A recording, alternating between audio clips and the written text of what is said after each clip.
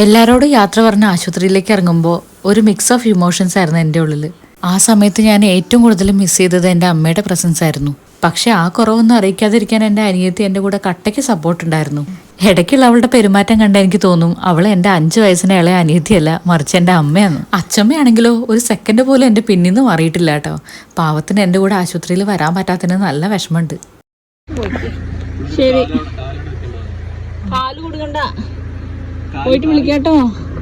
അയ്യോ അച്ചമ്മക്ക് ഒരു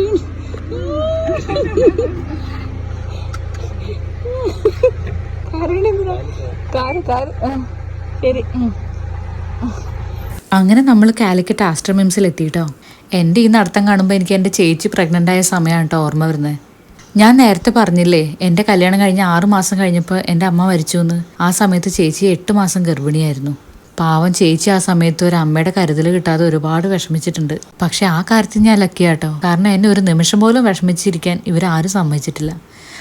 ഇതാണ് എൻ്റെ ഇവിടുത്തെ അമ്മ. എന്നെ കെയർ ചെയ്തും എനിക്ക് വേണ്ടതെല്ലാം ഉണ്ടാക്കി തന്നും അച്ഛമ്മയുടെ പോലെ തന്നെ അമ്മ എൻ്റെ കൂടെ ഉണ്ടായിരുന്നു. നീണ്ട 6 വർഷത്തെ കാത്തിരിപ്പിന് ശേഷമാണ് കേട്ടോ ഞങ്ങൾക്കൊരു കുട്ടി ജനിക്കാൻ പോവാന്നുള്ള സന്തോഷ വാർത്ത അറിഞ്ഞത്. ഞാൻ പ്രഗ്നന്റ് ആണെന്ന് അറിഞ്ഞതേ വളരെ രസകരമായിട്ടുള്ള ഒരു സംഭവത്തിലൂടെ ആയിരുന്നു. അതെന്താന്ന് ഞാൻ പിന്നെ ഒരു ദിവസം പറയാം. ഞാൻ പ്രഗ്നന്റ് ആണെന്ന് അറിഞ്ഞതും എല്ലാവരും ഒരു സെലിബ്രേഷൻ മൂഡിലായിരുന്നു. പക്ഷെ അത് അധികം നീണ്ടു നിന്നില്ല. ആ ആഘോഷങ്ങൾ തീരുന്നതിന് മുമ്പ് തന്നെ ഞങ്ങൾ തേടി മറ്റൊരു സങ്കട വാർത്ത എത്തി.